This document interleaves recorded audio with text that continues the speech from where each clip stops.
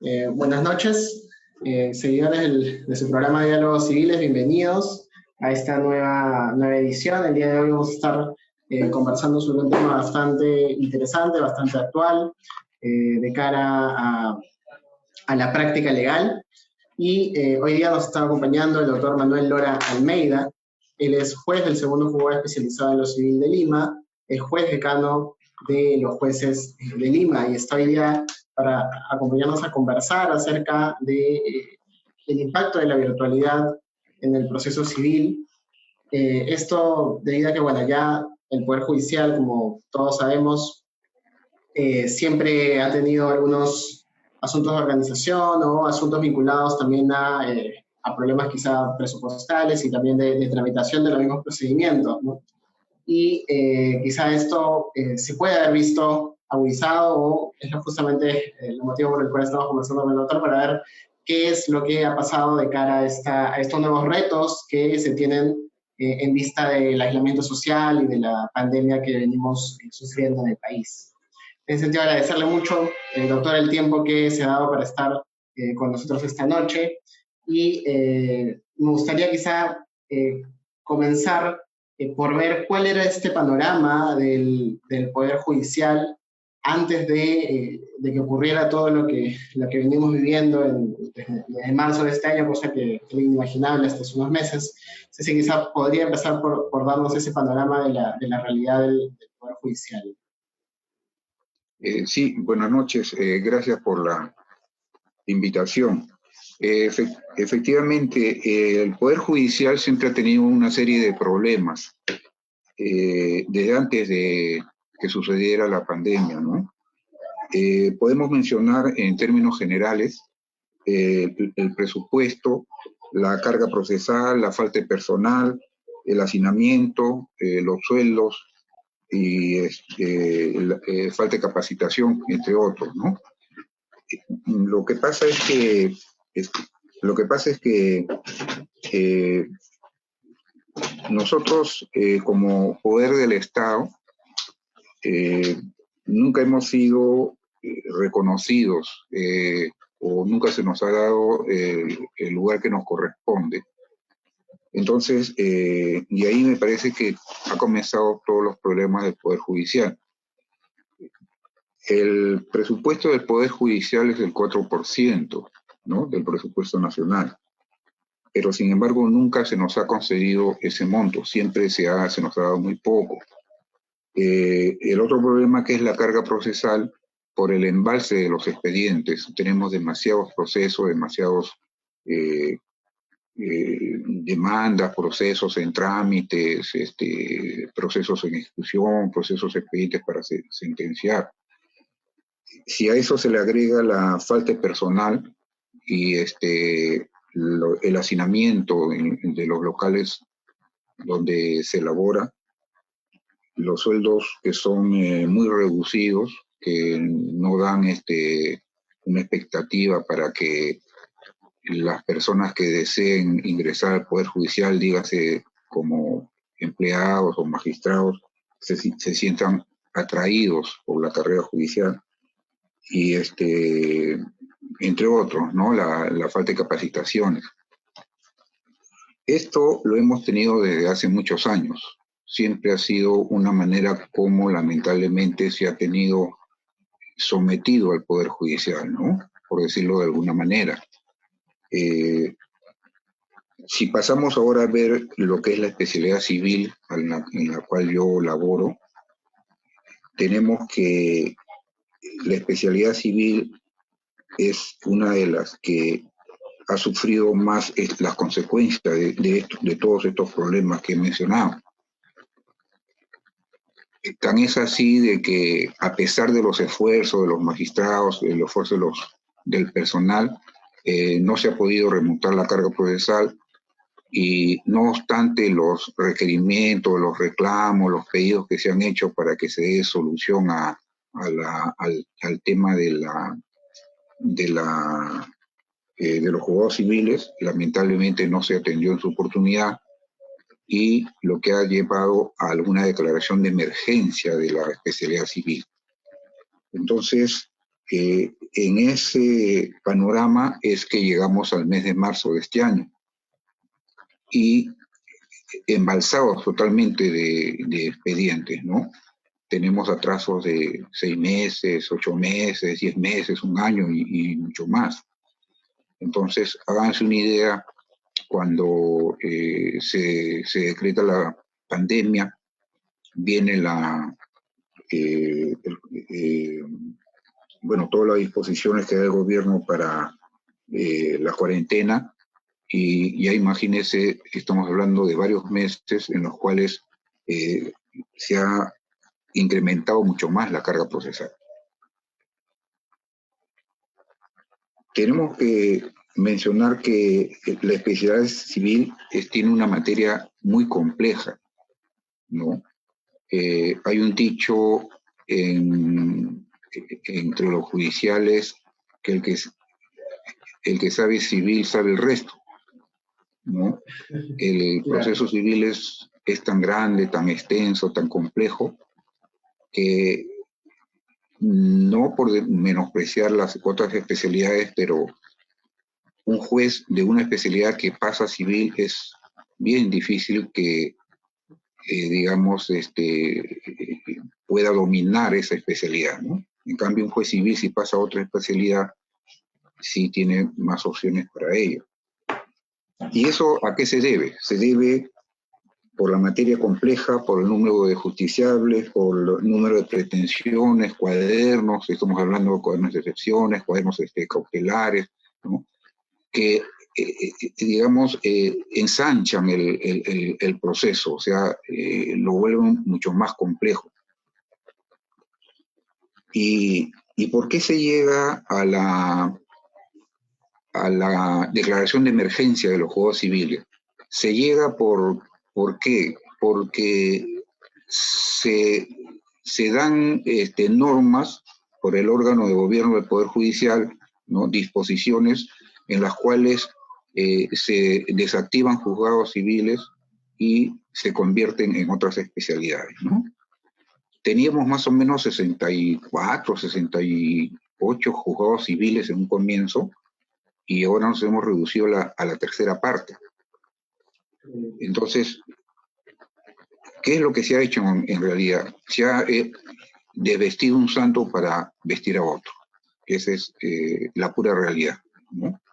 Entonces, crecía la demanda, crecía el requerimiento de otros órganos jurisdiccionales.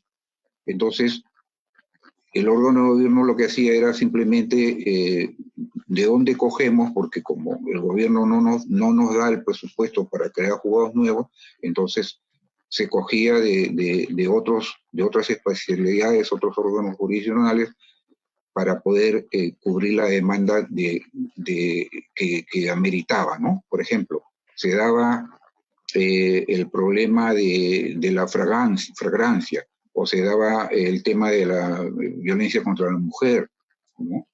Entonces se necesitaba una respuesta del Poder Judicial, y entonces se iba y se cogía se desactivaba juzgados y se creaban nuevos juzgados, ¿no? Que de nuevo no tenían nada, por la sencilla razón de que era desactivar un juzgado para crear otro. Entonces, todo eso hizo de que se complicara la situación del Poder Judicial, y sobre todo en la especialidad civil, a marzo de este año. Se intentó, se viene intentando con el tema de la oralidad, ¿no? Los juzgados civiles están ubicados en la sede de Zamora Valdés, en los pisos 13, 14 y 15. Son 7 juzgados por piso. Entonces, se cogió como una especie de plan piloto a los juzgados civiles del piso 15, que fueron los primeros a entrar a oralidad.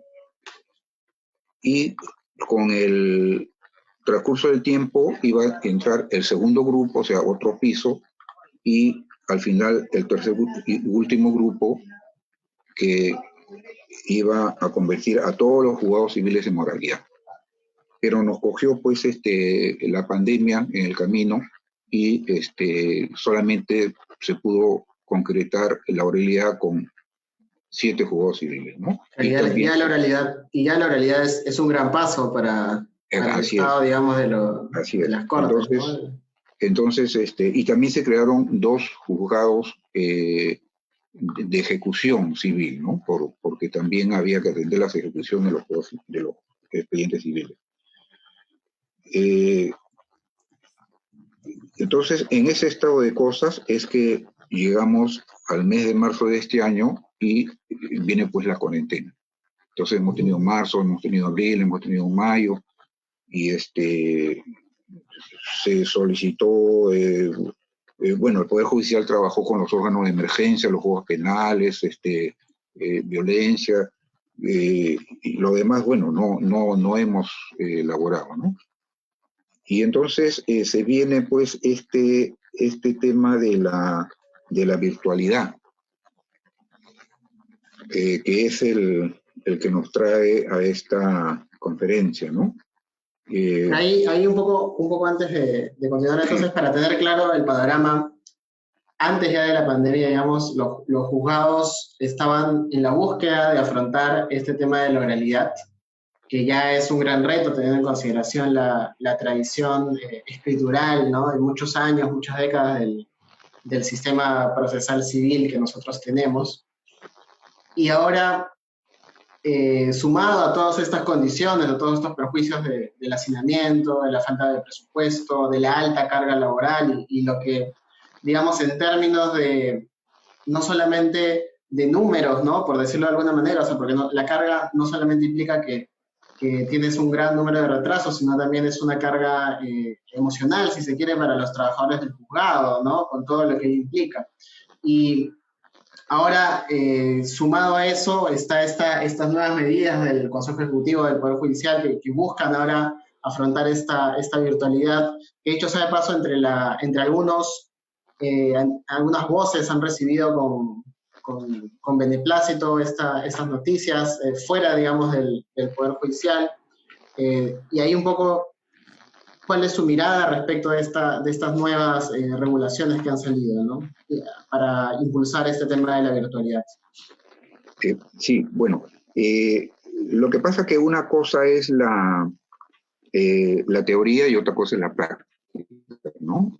Una cosa es las resoluciones, protocolos, circulares, disposiciones que se dan, y otra cosa es lo que en la práctica tenemos que afrontar los jueces y el personal, porque ese es un tema que no solamente compete a los jueces, sino también al personal jurisdiccional administrativo del Poder Judicial, porque todos caminamos de la mano, o sea, todos caminamos, todos administramos justicia, ¿no? De esa manera. Yo tengo, o sea, yo soy muy escéptico, ¿no? Para estas cosas. A mí me parece que todo cambio que se dé debe tener, digamos, un soporte jurídico, económico, técnico, tiene que tener un debido estudio, preparación, ¿no? O sea, lo que pasa es que en el Poder Judicial lo que nosotros debemos hacer es exigir al gobierno, pedirle al gobierno que nos dé el presupuesto necesario para poder remontar todos los problemas que nosotros tenemos. Pero lamentablemente no se da de esa manera. O sea, no se reclama, no se le exige al Poder Judicial el derecho que nos corresponde. ¿Por qué? Porque nosotros tenemos que trabajar con lo que tenemos, con los pocos que se nos da, lo que podamos inclusive aprender en el camino, ¿no? Entonces, sería distinto, ¿no? Si nosotros, nuestro representante, ¿no? Exigiera al gobierno, ¿no? Que para poder cumplir con la administración de justicia, para los logros de la justicia, necesitamos una serie de cosas. Tenemos muchas carencias, tenemos muchos problemas, tenemos muchas limitaciones. Entonces, en la práctica no se da. En la práctica, ¿qué es lo que se hace? como usted dice, el Consejo Ejecutivo del Poder Judicial, que es el órgano que ve estos temas, da pues disposiciones tendientes a mejorar la marcha de la Administración de Justicia, pero entre comillas mejorar. O sea, no vamos a quitarle, digamos, el entusiasmo que puedan tener, la buena fe, el ánimo de mejorar las cosas, pero en la práctica no se dan, ¿no? Y nosotros, los jueces especializados, los jueces de paz, nuestro personal, somos los que nos perjudicamos con algunas medidas que se toman, ¿no? Y no podemos trabajar de la manera más óptima para remontar todo esto. Fíjese, el Poder Judicial siempre ha sido, siempre ha estado en la mira de la opinión pública, por corrupción, por atraso, ¿no?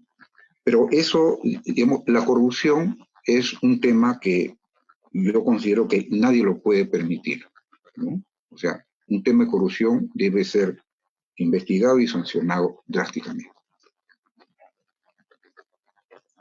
Hablemos del tema de la carga procesal. Yo le voy a dar un ejemplo. Tenemos tanto atraso en los juzgados de que los justiciables o los abogados están desesperados por obtener un resultado. Entonces, nosotros, los jueces y el personal, ¿qué más quisiéramos de tener al día el juzgado? ¿No? Tener al día nuestros expedientes. Pero, lamentablemente, más de lo que hacemos, más de lo que ponemos nuestra parte, humanamente no se puede más.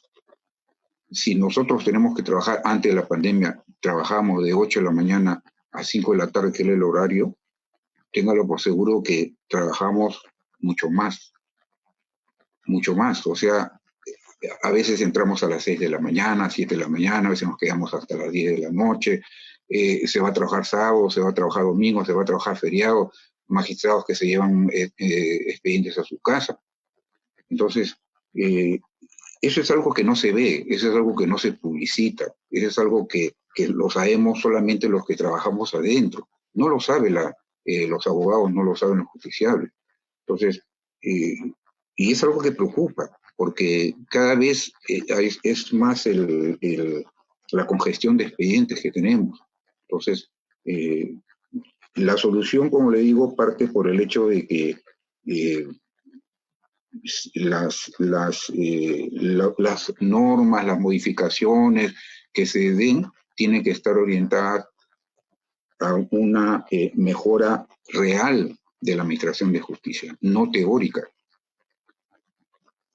Le voy a dar un ejemplo. Con esto de la virtualidad, ¿no? Se nos dice a nosotros los grupos de riesgo, ¿no? Que todos conocemos. Mayores de 65 años, enfermedades y esas cosas. Entonces, ¿qué es, por ejemplo, para el caso específico de la Corte de Lima? ¿Qué es lo que el presidente de la Corte de Lima, el doctor Rivera, desde un primer momento tuvo como premisa, como meta, cuidar de la salud y la vida de los magistrados y los empleados? ¿Ya? Pero usted puede creer que hasta ahora no nos hemos hecho pruebas, ningún tipo de pruebas, los magistrados. Usted puede creer que nos dan un jabón pequeño, un frasco de alcohol que uno lo tiene que hacer durar mucho tiempo, unas mascarillas que muy simples, muy sencillas, que no cubren como debería ser. ¿no? Y eso no es por culpa del presidente de la Corte, sino es por culpa del presupuesto. Entonces, fíjese usted con esas limitaciones, ¿no? La manera como tenemos que trabajar. Entonces, la virtualidad. ¿Qué pasó con la virtualidad? ¿O qué pasa con la virtualidad? Las computadoras que tenemos en la Corte de Lima son totalmente desfasadas, ¿no? Las computadoras en condiciones normales se malogran, el sistema se cuelga, no hay personal suficiente para que las arregle, igual las impresoras, muchos de los magistrados tienen que poner de su peculio para comprar una laptop. Nos dieron, hace 13 años, nos dieron una laptop a cada magistrado. Imagínense, hace 13 años. Y nunca nos las renovaron, esas laptops se cayeron en pedazos, creo que ya nadie la usa. En el caso mío, la laptop, bueno, se mandó a arreglar y nunca más se pudo usar. Claro. Entonces, si nosotros entramos a un tema que es la virtualidad, entonces tenemos que tener todo lo necesario para poder cumplir con esa manera de trabajar. Ahora, hay una pregunta, porque, a ver, todo el sistema, digamos, del Poder Judicial, en la parte civil, todo el soporte está en papel, ¿no es cierto? O sea, las demandas, los escritos, todos los expedientes que se van a resolver. Y hay una pregunta, digamos, a ver, el expediente está en la sede del juzgado, y de cara a estas sesiones virtuales, estas audiencias, estas diligencias que se tienen que llevar ahora virtualmente, ¿cómo es que está funcionando esto con el expediente físico que todavía existe? Porque igual, más allá de que se pueda virtualizar todo el trámite que va a ir de ahora en adelante, lo anterior sigue siendo físico, ¿no? Es decir... Sí, sí, esa es una realidad también, ¿no? Los juzgados civiles tenemos expedientes físicos. Y son, por la materia, son expedientes voluminosos. Dígase una nulidad de acto jurídico, dígase un mejor derecho de propiedad, una prescripción adquisitiva, ¿no? Son expedientes que solamente con la demanda ya cuenta por lo menos con sus 200 hojas, 100 hojas, 150 hojas, ¿no? Hay veces que nos traen demandas en cajas, ¿no? Y calificar una demanda puede costar todo un día. Sentenciar un proceso complejo puede costar 3 días. Hay expedientes que tienen 10 tomos, 12 tomos, 14 tomos. Entonces, ¿cómo podemos virtualizar ese expediente? O sea, hay que escanearlo. No tenemos escáner, hay un solo escáner por cada piso tiene 7 juzgados. No tenemos personal para escanear. Entonces, ¿quién va a escanear? Si el juez se dedica a escanear, no va a poder despachar. Si el asistente de juez se dedica a escanear, no va a poder preparar los expedientes para audiencia, la demanda, los descargos. Los especialistas tienen que dar cuenta de los escritos, del despacho diario. La notificadora o el notificador tiene que sacar las cédulas. Y el archivero tiene que atender la lectura de expedientes,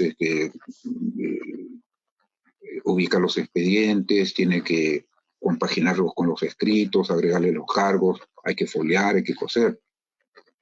Entonces, ¿quién va a escanear?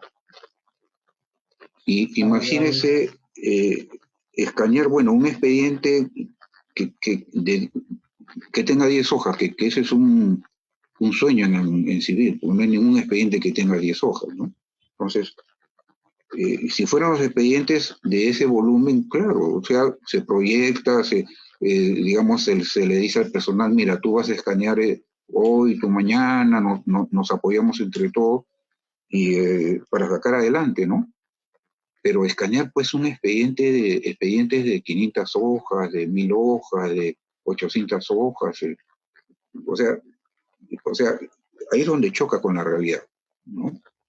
Entonces, o sea, humanamente no se puede. Claro, Y hay fíjese que, un golpe, ¿no? así es, y fíjese que ahora, con esto de la virtualidad, eh, eh, sale una resolución del Consejo Ejecutivo del Poder Judicial y dice se va a priorizar el trabajo remoto, ¿no?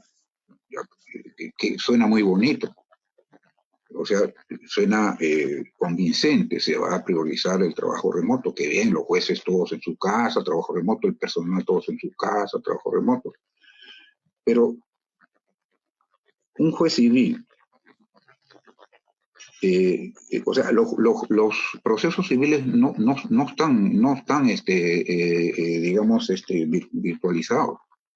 Entonces, un expediente, por ejemplo, de eje laboral, sí están virtualizados, porque ellos lo tienen en el sistema. Ellos tienen la demanda, tienen los anexos, tienen los escritos, las actas de las audiencias, ellos tienen todo en el sistema. Entonces, simplemente entran al sistema y ahí tienen todo. Pero los juzgados civiles no lo tenemos.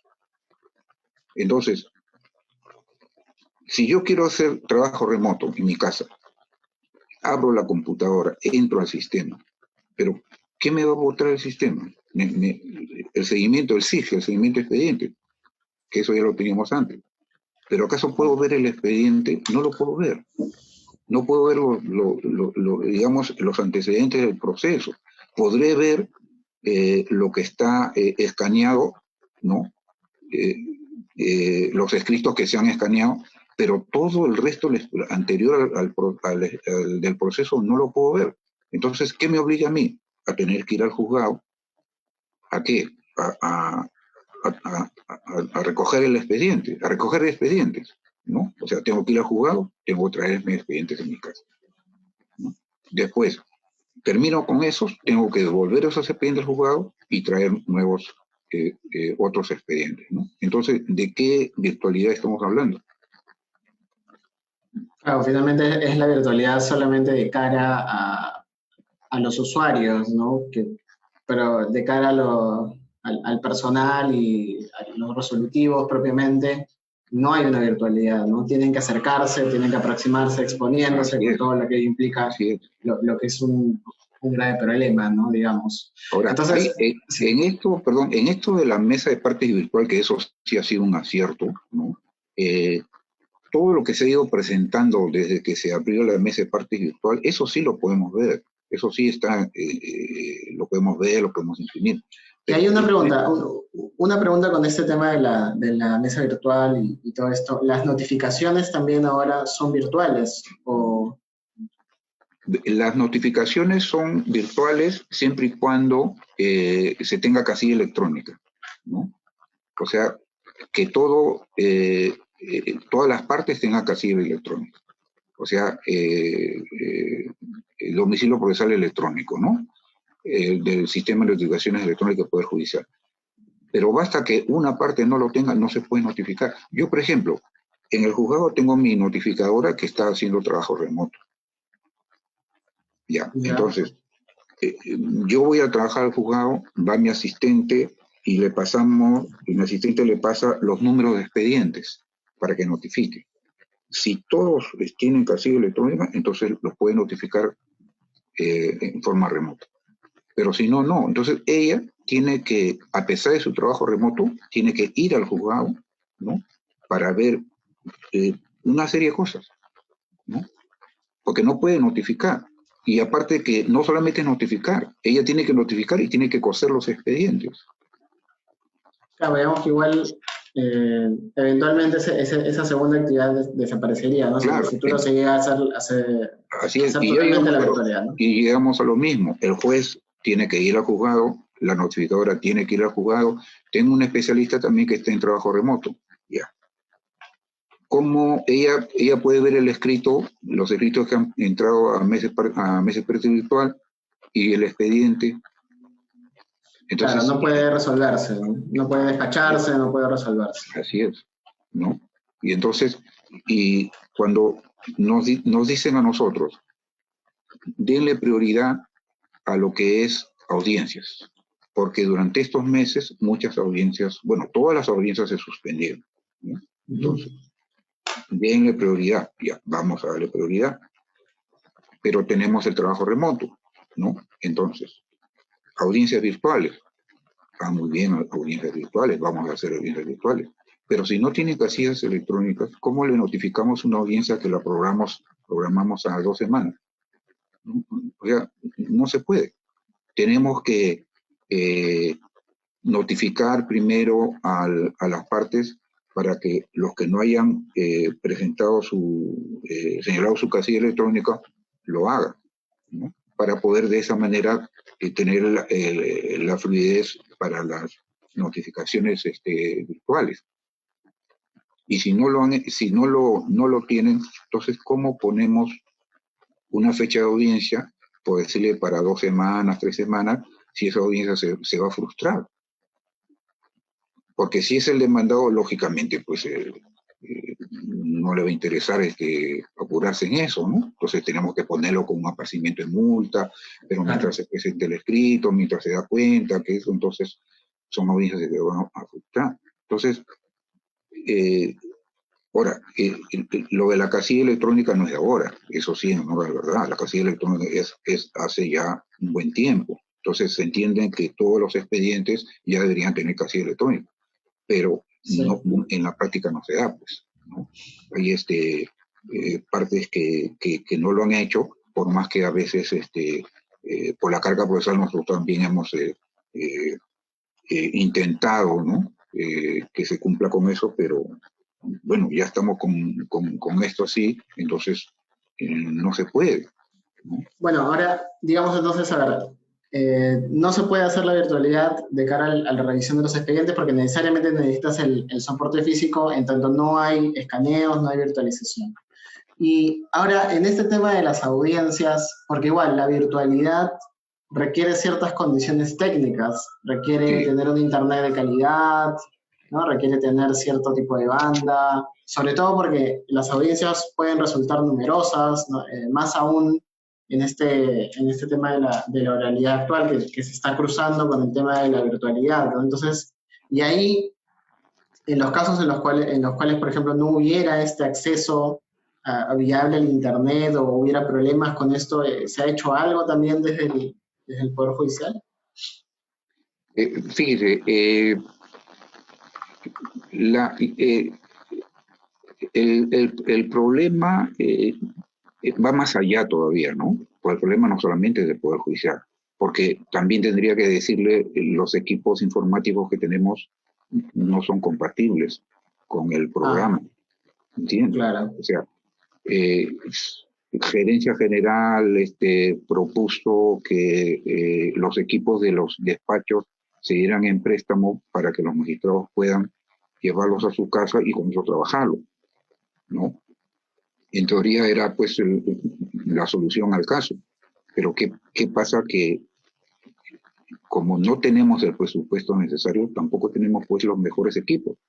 Y para poder tener un trabajo remoto, los equipos de los despachos tienen que estar encendidos.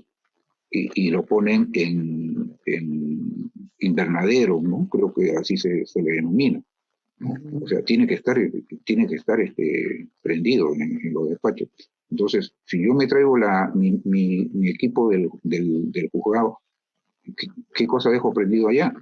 No podría. Entonces se tuvo que cambiar digamos, de sistema, el programa y una serie de cosas, ¿no? Entonces, no es tan, como le digo, tan sencillo el asunto de la virtualidad. Ahora, tenemos también a los abogados, tenemos a los justiciables. Ellos también tienen que tener también un equipo, tienen que tener todo lo necesario para poder entrar a la virtualidad, a la audiencia virtual, ¿no? Y no es, o sea, es un tema bien complejo. Ahora, ahí, de cara a los justiciables, podemos estar también frente a una barrera, ¿no? Porque, o a una afectación, porque imaginemos, ¿no? O sea, hay, en civil puede haber algunos casos, no sé, quizá vinculados a un desalojo, vinculados a una obligación de dar suma de dinero, donde la parte demandada, digamos, podría no estar en la posibilidad ni siquiera de acceder al Internet, ¿no? por poner alguna circunstancia muy precaria, que habida cuenta de lo que estamos viviendo ahora, podría ser real, ¿no? Y ahí, en ese escenario, ¿qué es lo que pasaría o cómo se afrontaría en este nuevo marco de la virtualidad? ¿O no podría llevarse a cabo simplemente la...? Sí, a eso me refería justamente, ¿no? Regresamos a lo mismo. O sea, la teoría, ¿no? La teoría es, digamos, muy entusiasta, muy prometedora, pero en la práctica no es así, ¿no? Póngase usted a pensar, abogado, que esos abogados que estaban acostumbrados a la máquina de escribir, que tuvieron que pasar a la computadora, y ahora la computadora que tiene que pasar a la virtualidad, no es sencillo. Claro. ¿No? Ahora, la administración de justicia no puede detenerse porque un abogado no tiene el equipo o no tiene la capacitación necesaria para poder entrar a una audiencia virtual o trabajar en la virtualidad, pero es una realidad, pues, ¿no? O sea, no podemos tapar el sol con un dedo. Lo que pasó con los escolares, ¿no? Se les dijo, se les va a dar computadoras a los escolares para que hagan clases remotas, ¿no? Clases virtuales. ¿Y qué tenían que hacer los muchachos? ¿No? Si no había internet. No hay internet, no hay corriente, tenían que agarrar un celular y entre 10 niños subirse a un cerro para poder escuchar las clases. Claro. Entonces, aparte de la capacitación y, ¿no? Claro, yo no soy un ducho en computación, ¿no? Los jueces más jóvenes, los jueces más actualizados, lógicamente, les es más fácil y les es más llevadero, y ya se están haciendo audiencias virtuales, ¿no? No es que no se esté haciendo, ya se están haciendo. Pero no es pues lo que se pregona, o sea, no es lo que se da, ¿no? En la teoría y en la práctica hay una gran diferencia, ¿no? Entonces, como le digo, hay muchas limitaciones, ¿no? Y en todo caso, ¿cuál es la manera en la que podría haberse afrontado, ¿no? Esta situación real? Porque igual no hay forma de hacerlo de manera presencial, digamos, habida cuenta de las circunstancias actuales, como usted mismo lo dice, no hay pruebas tampoco dentro del personal. Y es una situación generalizada, no solamente en el Poder Judicial, sino también en otros órganos resolutivos, digamos, administrativos también, ¿no? Que se han visto afectados, claro, con una mucho menor carga que la que tiene el Poder Judicial en general, ¿no? Y en particular los juzgados civiles. Había cuenta de lo que está pasando y de lo que nos está comentando, ¿cuál podría ser el camino, ¿no? O sea, ¿qué podría pasar de ahora en adelante para que esto de alguna manera se sobrelleve mejor, ¿no? Yo creo que yo soy un convencido de que no se puede, o sea, nosotros prestamos un servicio, que es el servicio de la Administración de Justicia, que no puede parar, ¿no? La Administración de Justicia es un pilar en el Estado. Si no hay una Administración de Justicia correcta,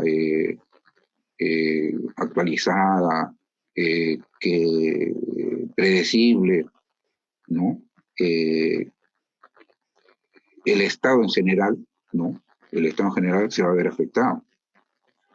Un inversionista, sobre todo un inversionista extranjero, cuando recurre a un país, lo primero que pregunta es cómo va la administración de justicia, ¿no? ¿Cómo son los jueces?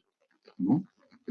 ¿Son honestos? ¿Se resuelven los casos rápidos?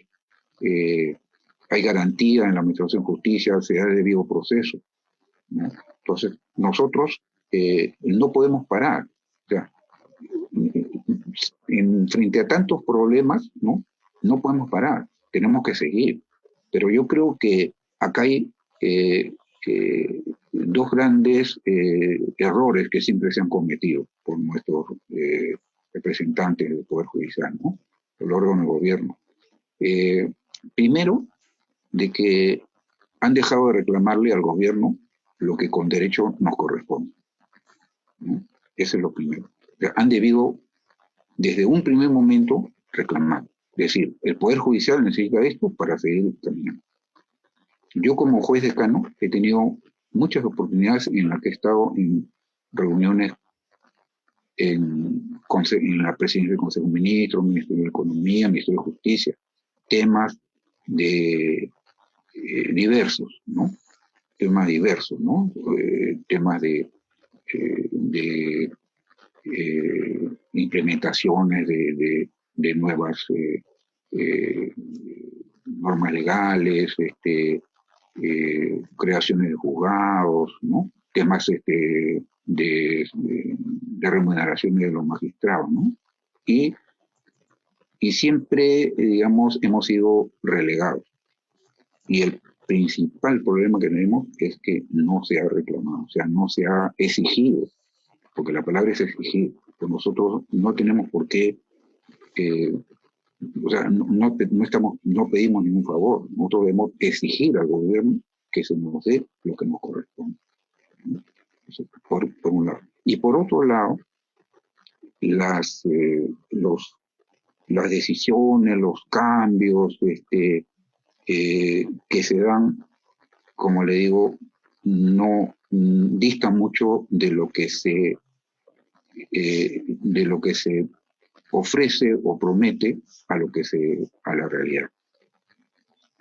Entonces, no, como le digo, no es desmerecer la labor, ¿no?, de nuestros representantes, en el sentido de que con la mejor buena intención, buena fe, ellos quieren priorizar el tema de que la Administración de Justicia no puede parar, porque tampoco podríamos cruzarnos de brazos y decir, bueno, no vamos a hacer nada porque no nos da lo que necesitamos, ¿no? O sea, tenemos que caminar, tenemos que andar, no podemos detenernos, la marcha tiene que continuar con lo que tenemos, es lógico, pero eso no es motivo para no reclamar.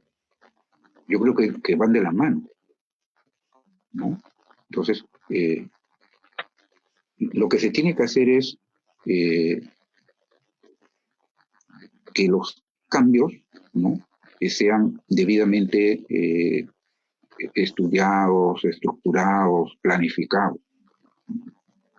Yo le doy un ejemplo. Lo que es la producción. Los jueces tenemos que rendir cuentas de nuestra producción una vez al mes, dígase sentencias, autos, audiencias. Entonces, un juez que saca, por decirle, 50 sentencias al mes, es un genio. Un juez que saca 8 al mes, no. Pero vamos a la componente de las estadísticas.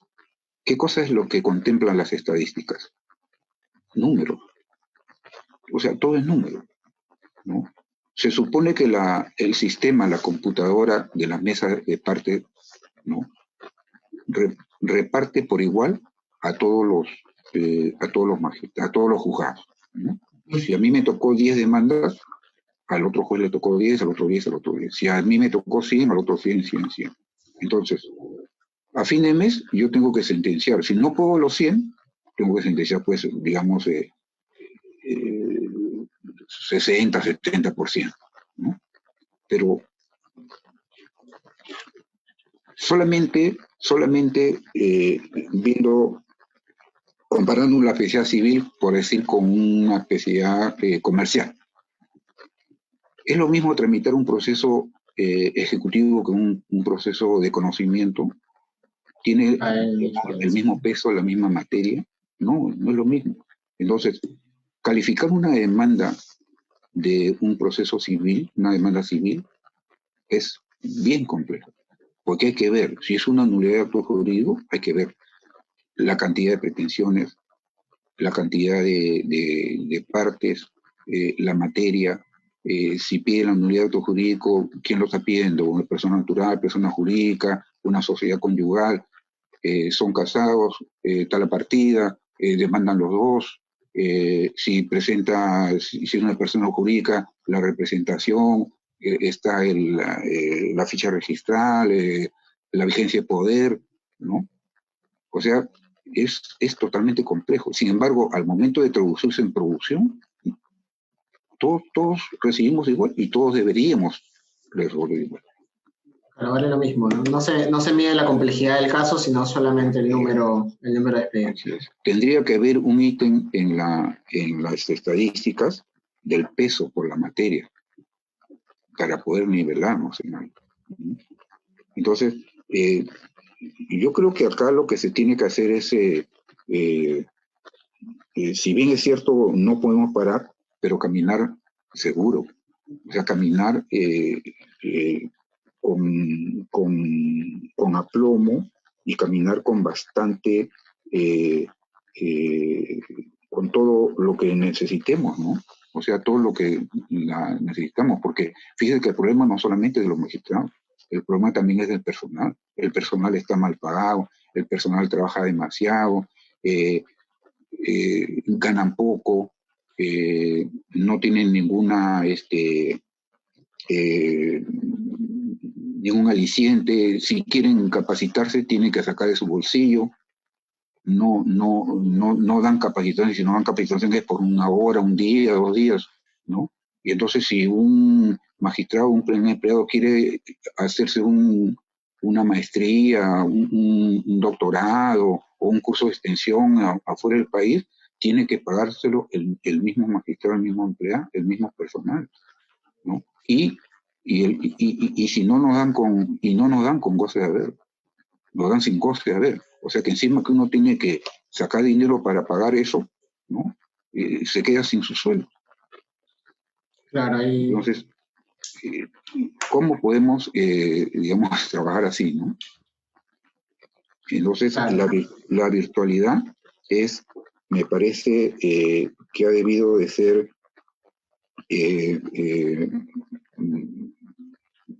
un poco más elaborada, ¿no?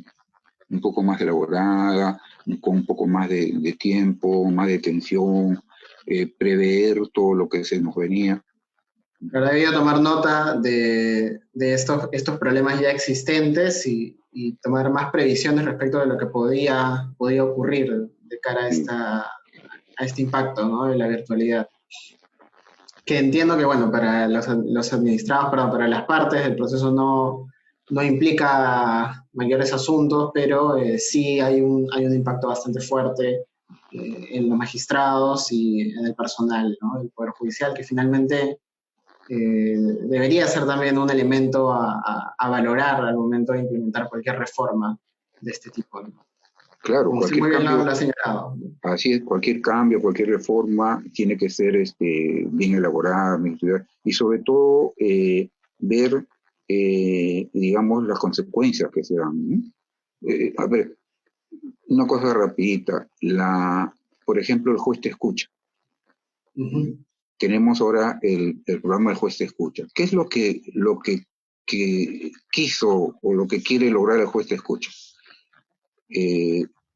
A la hora de atención al público, antes de la pandemia, que era, bueno, el juez te escucha lo teníamos antes, ¿no? Era de 8:15 a 9:15 y en la tarde de 4:15 a 4:45. Entonces, el juez se abrumaba con la gente que iba, reclamaba, hacía su cola, pedía, exigía, algunos de malas maneras. Entonces se crea el juez te escucha ¿para qué? Para que por intermedio del sistema los justiciables y abogados le pidan la cita al juez, la cita virtual. Y el juez le conceda la cita virtual, ¿no? Y con miras a solucionar el problema, el reclamo del justiciable o del abogado. Pero ¿qué pasa? Que ahora los jueces tenemos que llegar al despacho o los que están en trabajo remoto empezar su trabajo dedicándonos al juez de escucha. Tenemos que abrir y un cargamontón de pedidos, ¿no? Hay que decirles, se le concede la cita para tal día, a tal hora, Y ¿para qué? Para que nos digan, sabe que mi expediente tiene un escrito de 8 meses y no se provee, o mi demanda tiene tanto tiempo y no se califica, o está para sentencia tanto tiempo y no se pide la sentencia. Y es entrar al sistema, es dedicarse a asuntos administrativos, ¿no? Que no son asuntos jurisdiccionales, son asuntos administrativos, ¿no? Pero que quitan tiempo. Tenemos la OCMA, que es la Oficina de Control a nivel nacional. Tenemos la ODIGNA, que es a nivel distrital. Tenemos el juez de escucha. Tenemos el MAO, que es por mes de parte para hacer reclamos. Tenemos la Fiscalía para denuncias. No tiene idea cómo nosotros nos dedicamos a todas esas cosas, o sea, a sobre quejas, denuncias, reclamos, juez de escucha, y al final, de repente, se fue la mañana y no hicimos nada. Porque ir a trabajar presencialmente, ¿no? Se colgó el sistema, no hay personal suficiente para ver eso. Se malogró la computadora, no hay apoyo, o es muy poco. Se trabó la impresora, igual. Que no hay luz, que el agua, que faltó esto, el otro.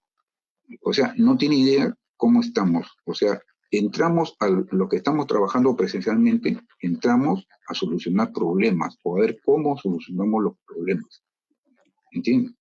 Entonces, eso no se ve en la virtualidad. Eso no se pensó en la virtualidad.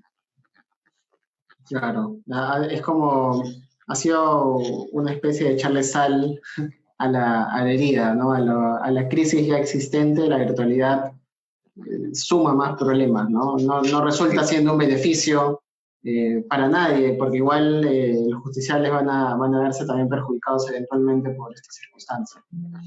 Sí, nosotros, o sea, no es que no estemos, no es que yo no esté, digamos, que no esté de acuerdo con la virtualidad.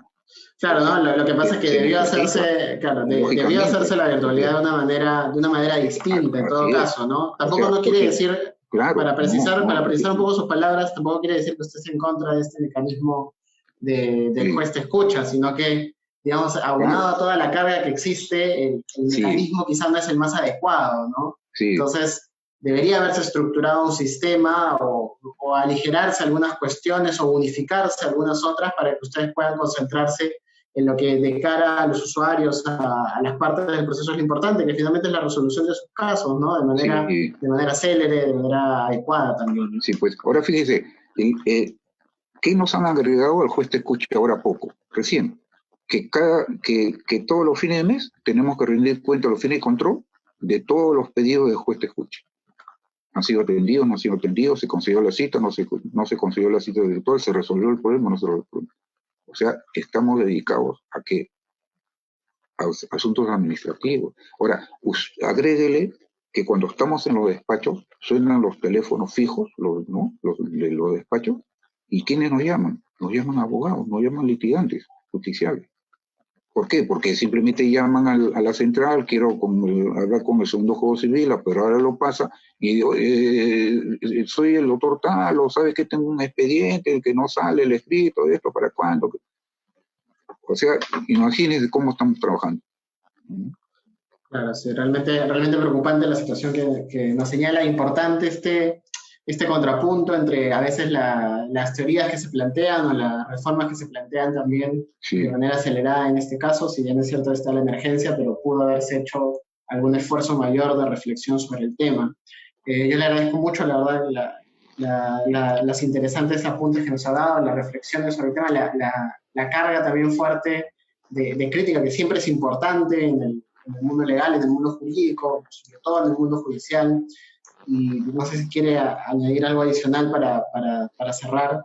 Sí, yo quisiera, agradecer esta oportunidad de poderme haber expresado y decirles a los justiciables, a los abogados, que nosotros estamos abocados a sacar adelante la carga procesal, ¿no? O sea, no es que las quejas, reclamos que yo he presentado en este acto van a dejar de lado eso, ¿no? nosotros tenemos como premisa que prestamos un servicio y tenemos que hacerlo, y lo vamos a hacer. Pero quisiera que por favor comprendan, ¿no?, cuáles son las condiciones en las que estamos trabajando, ¿no? Nosotros, los magistrados, somos como todo ser humano de carne y hueso. Nos podemos equivocar, podemos tener una serie de problemas, conflictos y una serie de cosas, pero nosotros, téngalo por seguro que ponemos de nuestra parte, al igual que nuestro personal, para sacar por razones de justicia marche como debe ser, pero lamentablemente no podemos. Yo antes de la pandemia, cuando teníamos atención personal, física de los abogados y judiciales, yo a veces los hacía pasar a los ambientes de adentro, para que vean cómo trabajan, y se quedaban con la boca abierta. Se quedaban asombrados, porque venían a veces hasta de malas maneras, ¿no? Y yo le decía, doctor, hágame un favor, venga conmigo, acompáñeme. Y lo hacía entrar. Decía, fíjese la cantidad de expedientes que tenemos, ¿no? Fíjese la cantidad. Fíjese, solamente usted viene por mes de parte, pide lectura de expediente, y con todo el derecho del mundo deben dárselo al momento, a los 10 minutos, a los 15 minutos. No tienen por qué decirle, venga usted mañana, pasado mañana. Pero fíjese, pues, cómo están los expedientes. Están en el suelo, están en los pasadizos, están debajo de los escritorios, están en los marcos de las ventanas, ya no hay dónde poner expediente. Entonces yo le digo, doctor, a ver, fíjese, usted que está por acá adentro, de repente el expediente que suyo está el primero de esta ruma, y qué bien lo encontramos, pero de repente hay que mover todo 1 hora, 2 horas, ¿no?, para ubicarse el expediente. Entonces, que nos comprendan, ¿no? Que nos comprendan que nosotros estamos de la mejor predisposición para sacar adelante. Y quiero contarle una anécdota chiquita, rapidita. Uh-huh. Yo entré muy joven al Poder Judicial, ¿no? Llegué a ser juez a los 29 años, que en esa época, fui el joven más joven de Lima, y uno de los más jóvenes del Perú. Y me acuerdo que una vez una señora se me acerca y en el despacho y me coge y me da una pequeña peñiscada, ¿no? Y yo la quedé mirando así asombrado. Sí, señor. No, me decía, la verdad que yo nunca he tocado a un juez. Una litigante, ¿no? Entonces, ¿qué pasa? ¿Qué se puede rescatar de esto? De que hay personas que, como debe ser, que le tienen, digamos, mucha fe, ¿no?, a los magistrados. Le tienen depositado en ellos, digamos, el clamor de justicia, el clamor de equidad, de que sus casos se resuelvan correctamente y en tiempo oportuno, ¿no? Claro. Entonces le dije, señor, no, los jueces somos de carne y hueso. Entonces, pero no tenemos, o sea, si no nos dan las armas necesarias para salir adelante, no podemos, ¿no? Entonces, yo lo que quisiera es llamar a la comprensión, en el sentido de que las disposiciones que se den sean acordes con la realidad. Yo tengo 67 años, y yo con mis 67 años yo voy al juzgado. Fíjate. Claro, realmente es preocupante y grave esta circunstancia, ¿no? Esperemos realmente que esto se solucione lo más pronto posible. La situación del país no está para mayores problemas, digamos, ¿no? No estamos en el momento tampoco. Yo agradecerle nuevamente su tiempo, el espacio que nos ha brindado dentro de sus cargadas labores, y espero que se llegue a escuchar este mensaje que usted ha querido transmitir el día de hoy, ¿no? Agradecer también a los seguidores del programa que están siguiéndonos ahora en Facebook, y nada, hasta el siguiente lunes a las 7 de la noche en su programa Diálogos Civiles, ¿no? Muchas gracias, doctor. Sí, muchas gracias. No.